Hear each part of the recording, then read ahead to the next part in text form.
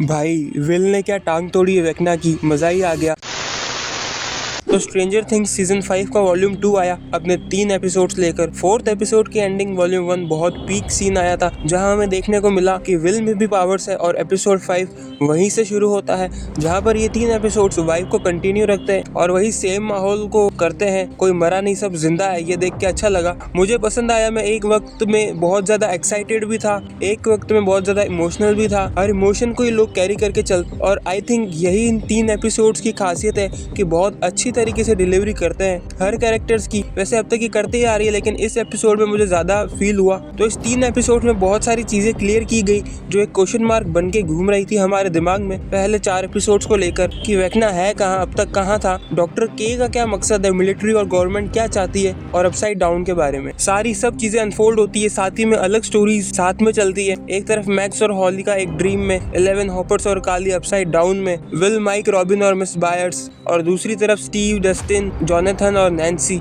और एंड में सब यूनाइट होते हैं। और मैं सोचता हूँ कि मैं इतने सारे कैरेक्टर्स देख रहा था, इतनी भीड़ इकट्ठा हो गई, और हमेशा उस मोमेंट पे सुकून मिलता है जब एक दूसरे से मिल जाते हैं अपनी मुसीबतों से बचकर। जैसे मुझे लगा कि आज तो नैन्सी और जोनाथन की फील्डिंग सेट है और दोनों का खेल खत्म है, तभी इनको इतना इमोशनल मोमेंट दिया है, पर ऐसा नहीं था, ये दोनों बच गए। और भाई उनका सीन सही में मेरे को इमोशनल लगा था, जब वो एक दूसरे से बात करते हैं और वो रिंग दे के ब्रेकअप करता है। डैम। दूसरी तरफ कुछ और लोगों का भी काम तमाम होने वाला था, लेकिन एंड मोमेंट पे माइक की मम्मी कैरन ने हीरो एंट्री ली और सबको बचा लिया।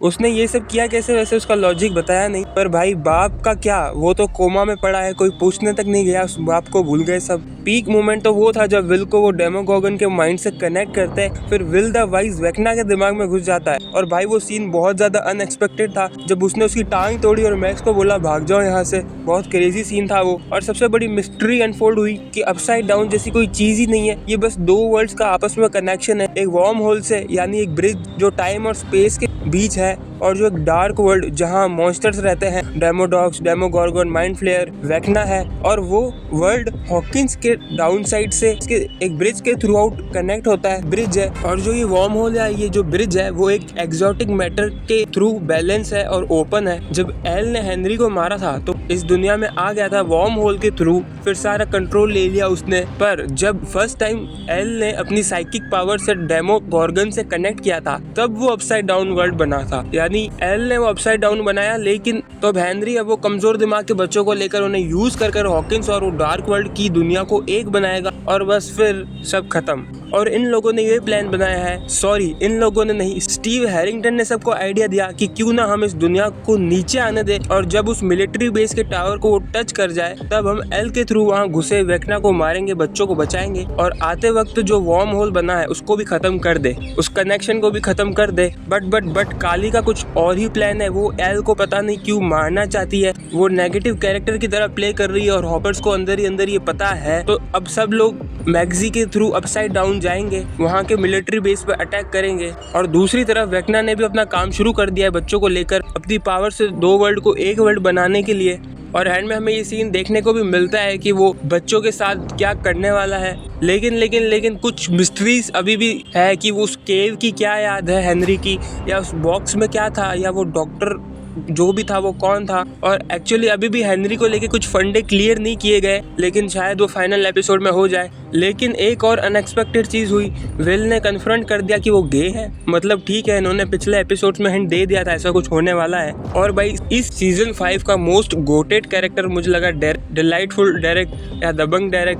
भाई उसने जो वेक्ना को रोस्ट किया है, और भाई उसका भी बहुत ज्यादा इंपॉर्टेंट कैरेक्टर फील होता है, उसके गोटों में दम है भाई सही में। फिर एक और इमोशनल सीन देखने को मिलता है जहाँ स्टीव और डस्टिन कन्वर्सेशन कर रहे होते हैं, जहाँ वो काफी ज्यादा बॉन्ड उनका फील होता है, इमोशंस फील होते हैं कि डस्टिन नहीं चाहता कि स्टीव खोए, और लास्ट में भी हमें देखने को मिलता है कि मरेंगे तो साथ में मरेंगे। भाई ऐसा नहीं बोलो।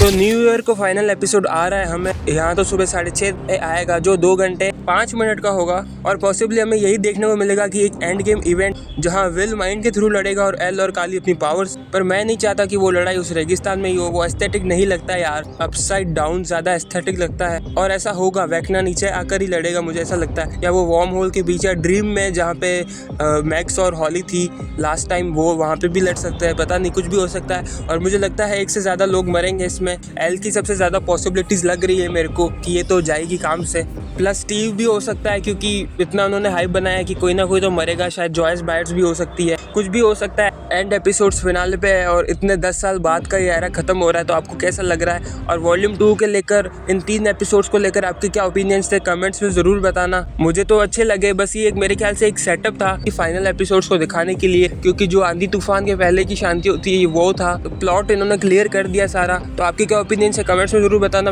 वीडियो अच्छी लगी तो लाइक ज़रूर करना, चैनल को सब्सक्राइब ज़रूर करना। मिलता हूँ तुमको अगले वीडियो में, तब तक के लिए टेक केयर, बाय बाय।